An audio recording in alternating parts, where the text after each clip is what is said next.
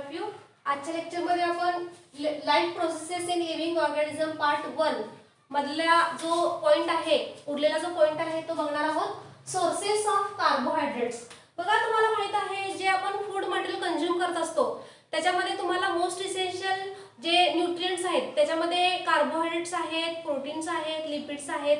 हे सगळं तुम्हाला ॲज अ फूड प्रोडक्ट म्हणून तुम्ही खात असताय. ओके, जे काही फूड मटेरियल तुम्ही खात असणार आहात त्याच्यामध्ये हे सगळे जे इन्ग्रेडियंट्स तुम्हाला मिळत असणार आहेत. बघा, सोर्स काय असणार आहे कार्बोहायड्रेटचा? जे मिल्क आहे, शुगर, फ्रूट, जॅगरीला या ठिकाणी गुळ असं म्हटलं जातं.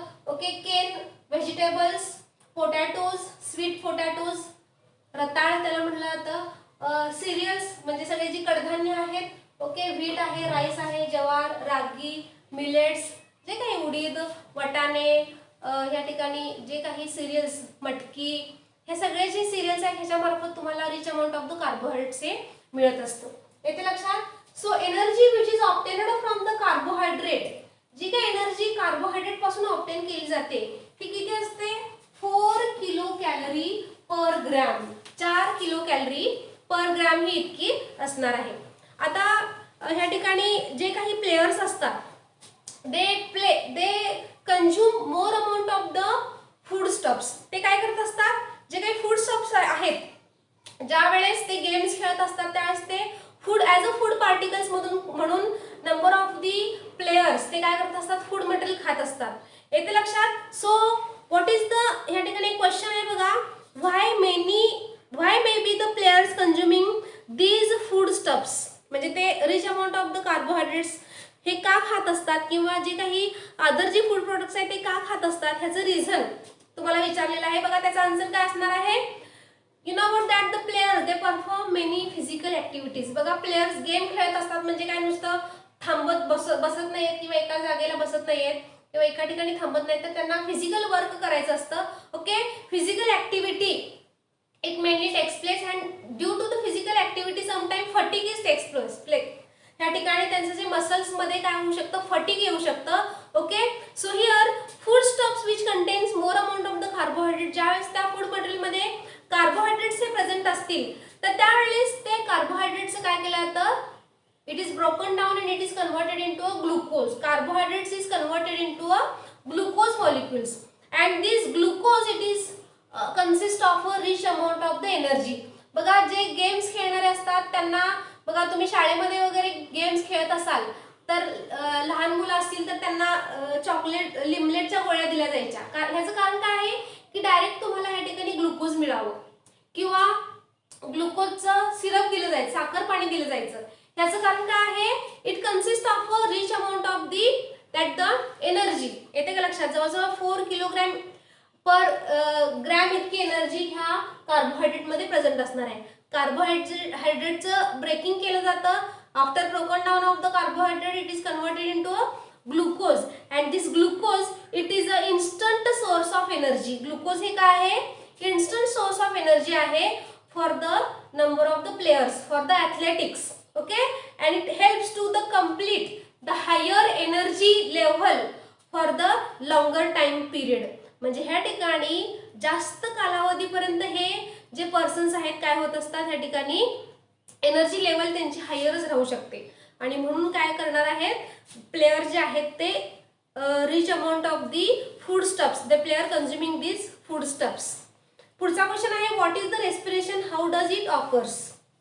तुम्हाला सगळ्यांना माहितच आहे respiration is one of the important system which is present in the human being. Okay, and it is one of the biochemical process and in which the organic food material, complex organic food material is converted into a simple food particles. जे काही complex organic material असणार आहे ते organic material हे simple inorganic form मध्ये तयार केलं जातं. येते लक्षात?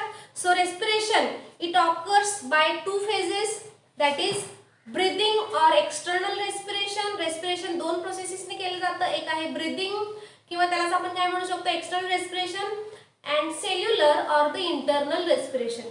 आता ब्रीदिंग याचा अर्थ काय आहे बघा, what is the meaning of the breathing. Breathing याचा अर्थ आहे with the help of the nose the atmosphere including that the air it is directly inserted in our body. बघा ह्या ठिकाणी आपण रेस्पिरेटरी सिस्टीम डायरेक्टली इथं स्टडी करू शकतोय. बघा लिव्हिंग ऑर्गॅनिझम मध्ये एनर्जी फॉर्मेशन कशा पद्धतीने तयार केली जाते, तर ह्याचं रिझन काय असणार आहे? It includes, it is mainly takes place by one of the important process and that process is called as the respiration. बघा ह्या रेस्पिरेशन मध्ये सगळ्यात महत्त्वाची प्रोसेस काय केली जाते? This is the wind nostril. Okay, with the help of the nostril the air which is enters inside the wind pipe.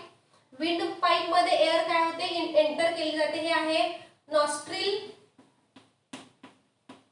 Okay, ही आहे wind pipe किंवा त्यालाच आपण काय म्हणू शकतो? It is called as a trachea. Okay, wind pipe किंवा त्यालाच आपण काय म्हणू शकतो? Trachea. It is bifurcated into bronchi. याचं बायफर्गेशन केलं जातं ब्रॉन्काय मध्ये. Bronchi are again bifurcated into primary bronchi, primary ब्रॉन्काय,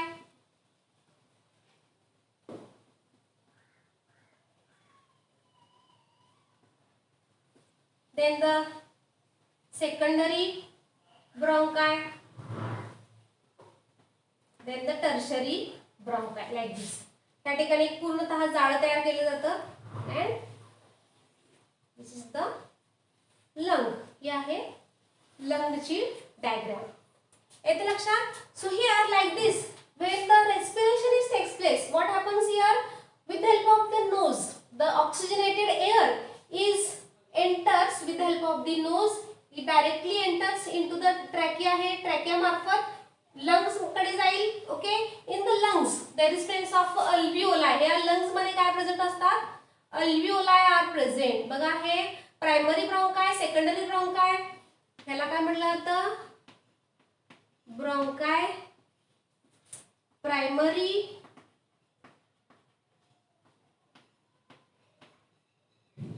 bronchiole, secondary bronchiole and tertiary bronchioles. येते लक्षात?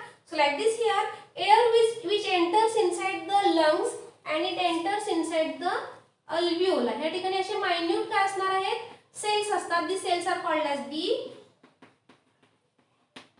alveoli. त्यालाच काय म्हटलं जातं? alveoli. येते का लक्षात? आणि ह्या alveoli मार्फत जे काही ऑक्सिजन हे नॉस्ट्रिल मार्फत ह्या लंग्स मध्ये आलेलं असतं. ह्या अल्व्हिओलाई मार्फत हे जे ऑक्सिजन जे आहे ते ब्लड मध्ये मिक्स केलं जातं. Okay, it is mixed into the blood and through this whatever the circulatory system it is mainly takes place here. या ठिकाणी सर्क्युलेशनचं सुद्धा काम केलं जातं. As well as this oxygen is again mixed with help of the food stuff. जे काही oxygen जे आहे ते फूड मटेरियल बरोबर सुद्धा मिक्स केलं जाईल and with the help of that the complex organic food particles are broken down. त्याचं ऑक्सिडेशन केलं जातं and after this it is converted into simple inorganic food particles. ह्याचं कन्वर्शन कशामध्ये केलं जातं? सिंपल इनऑर्गॅनिक फूड पार्टिकल्स मध्ये. येते लक्षात? सो हियर जे काही ऑक्सिजन जे आहे ते एंटर होणार आहे बॉडीमध्ये. फूड बरोबर त्याचं मिक्सिंग केलं जाईल. जे काही कॉम्प्लेक्स फूड पार्टिकल्स आहेत, कॉम्प्लेक्स ऑर्गॅनिक फूड पार्टिकल्स आहेत, त्याचं ब्रेकिंग केलं जाईल आणि या ठिकाणी inorganic simple inorganic food particles मध्ये रूपांतर केलं जाईल and with help of that the energy formation which is takes place. Okay, तर दुसरी प्रोसेस जी आहे त्याला म्हटलं जातं cellular respiration.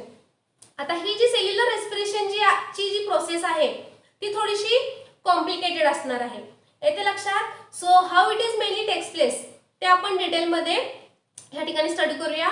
So next process is called as the cellular respiration and the cellular respiration it is mainly takes place inside the mitochondria, inside the cells. या ठिकाणी हे cellular respiration जे आहे ते सेल्स मध्ये केलं जातं.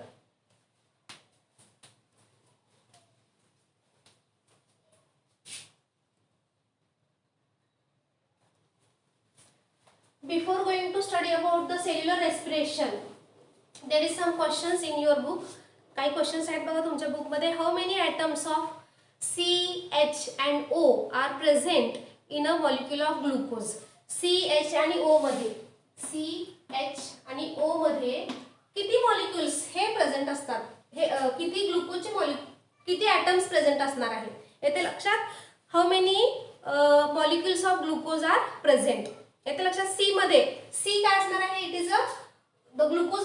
contains about the 6 atoms of the carbon molecules. किती असणार आहेत? कार्बनचे किती असणार आहेत? 6 molecules. हायड्रोजनचे किती आहेत? 12 आणि ऑक्सिजनचे किती असणार आहेत? 6. So glucose molecule contains 6 atoms of carbon, 2 hydrogen atoms and 6 oxygen atoms, and these are attached with the help of, हे जे आहेत ते कोव्हॅलेंट बॉन्डनी अटॅच असणार आहेत. क्वेश्चन बघा, which type of chemical bonds are present between all these atoms? ह्या सगळ्या atoms मध्ये कुठल्या प्रकारचा बॉन्ड प्रेझेंट असतो? It consists of a covalent bond in between the glucose molecule. तिसरा क्वेश्चन आहे, in terms of chemistry what happens actually when a molecule is oxidized? ज्यावेळेस molecules हे ऑक्सिडाइज केले जातात, मॉलिक्युलचं ऑक्सिडेशन म्हणजे होणं म्हणजेच काय, ह्या प्रोसेसला आपण काय म्हणू शकतोय? Yes, oxidation. येतं लक्षात? सो हिअर ऑक्सिडाइज्ड जे काही complex organic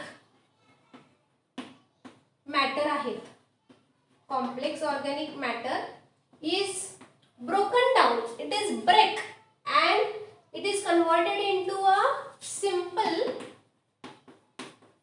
inorganic molecule.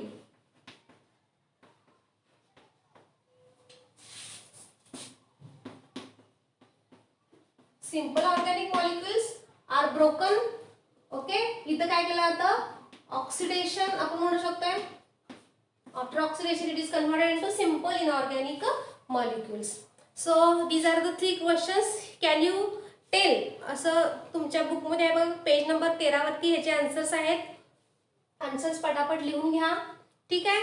Next आहे the process of the cellular respiration. ही प्रोसेस खूप महत्त्वाची आहे सेल्युलर रेस्पिरेशनची. Okay, so when the carbohydrate is consumed by the human being, okay, and when it is consumed at that time here the energy production it is takes place. ज्यावेळेस आपण carbohydrates खात असतो, ज्यावेळेस आपण अन्न खातो म्हणजे मिल्क किंवा मीट, सिरियल्स, जे काही कडधान्य आहेत, म्हणजे आपण जी काही भाजी, चपाती, भाकरी, भात हे सगळं जर खात असतो त्यावेळेस आपल्याला काय मिळत असते? एक प्रकारची एनर्जी मिळत असते. ओके, सो आपली जी डेली डिमांड आहे, रोज अन्न खाल्ल्याशिवाय आपल्याला एनर्जीच ताकदच मिळणार नाही. So this energy is obtained in the form of the ATP. He energy कशाच्या स्वरूपात आपल्याला मिळत असते? तर एटीपीच्या स्वरूपात. येते लक्षात? And this ATP it is mainly formed by the breakdown of the carbohydrate. It is converted into a glucose and with the help of this glucose molecules we directly get a adenosine triphosphate, that is the ATP. येते लक्षात? So this is mainly called as a cellular respiration. ह्यालाच आपण काय म्हणतो? Cellular respiration म्हणतो. So cellular respiration in the living organisms, हे जे cellular respiration जे आहे ते प्रत्येक लिव्हिंग ऑर्गॅनिझम मध्ये होत असणार आहे आणि ह्यासाठी 2 मेन मेथड्स प्रेझेंट आहेत. It consist of 2 main methods and these 2 methods are aerobic respiration and the anaerobic respiration. आता एरोबिक रेस्पिरेशन जे आहे त्याच्यामध्ये ऑक्सिजन इन्व्हॉल्व असणार आहे. In aerobic respiration it is mainly takes place in the presence of oxygen is called as a aerobic respiration and those respiration is takes place in the absence of the oxygen it is called as the anaerobic respiration. जी process oxygen present असल्यामुळं किंवा ह्या ठिकाणी atmosphere मध्ये केली जाते त्याला म्हटलं जातं एरोबिक रेस्पिरेशन. आणि जी प्रोसेस होण्यासाठी ऑक्सिजनची गरज नसते किंवा ऑक्सिजनच्या शिवाय जी प्रोसेस होत असते त्याला म्हटलं जातं एनएरोबिक रेस्पिरेशन. येते लक्षात? तर ह्या 2 मेथड्स ज्या आहेत त्या खूपच महत्त्वाच्या आहेत. बघा, respiration it is consist of 2 main methods.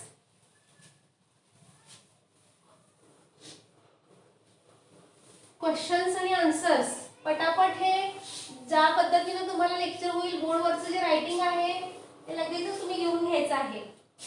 ठीक आहे?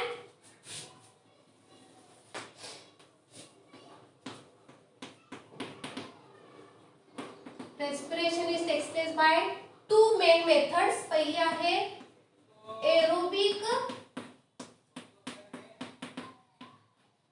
respiration. It involves oxygen. आणि दुसरी आहे anaerobic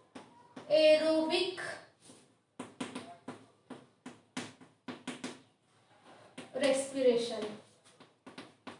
It cannot involves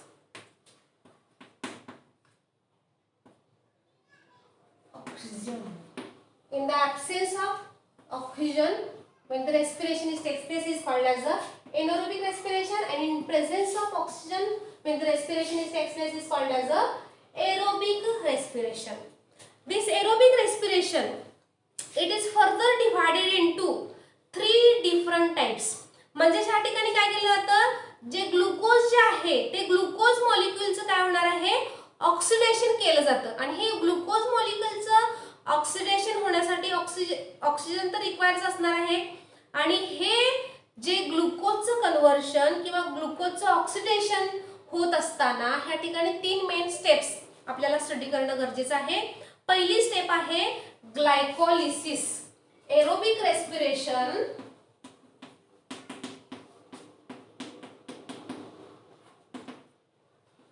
That is broken down of glucose molecules. These are takes place by 3 different methods. पहिली आहे ग्लायकोलिसिस. सेकंड मेथड आहे ट्रायकार्बोक्सिलिक acid cycle. ट्रायकार्बोक्सिलिक acid cycle, ह्यालाच TCA असं म्हटलं जातं. आणि तिसरा आहे electron transport system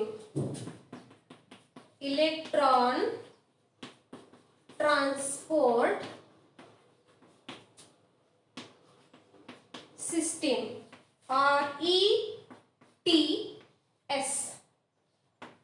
ETS, electron transport system. Glycolysis, tricarboxylic acid cycle and electron transport system. ह्या 3 सिस्टीम्स आपण ह्या ठिकाणी एरोबिक रेस्पिरेशन मध्ये स्टडी करणार आहोत.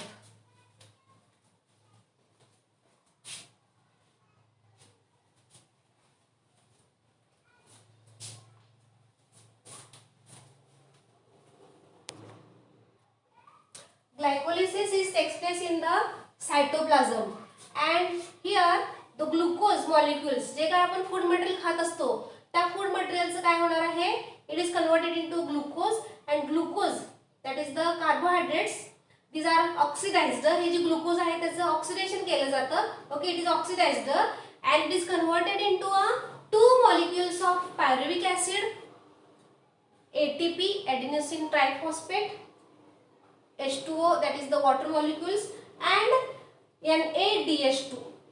तर ह्या ठिकाणी हे पायरुविक ऍसिड, ATP, H2O आणि NADH2 ह्याचे 2 मॉलिक्युल्स हे तयार केले जातात. येथे लक्षात, एका ग्लुकोज मॉलिक्युलचं ब्रेकडाऊन झाल्यानंतर तुम्हाला 2 मॉलिक्युल्स हे पायरुविक ऍसिडचे, ATPचे, वॉटरचे आणि NADH2चे मिळणार आहेत. ठीक आहे. त्याच्यानंतरची नेक्स्ट जी प्रोसेस आहे त्या प्रोसेसला म्हटलं जातं ट्रायकार्बोक्सिलिक ऍसिड सायकल और द TCA सायकल. हे आपण नेक्स्ट लेक्चरला डिटेलमध्ये स्टडी करूया. Okay, thank you all of you. See you in the next lecture.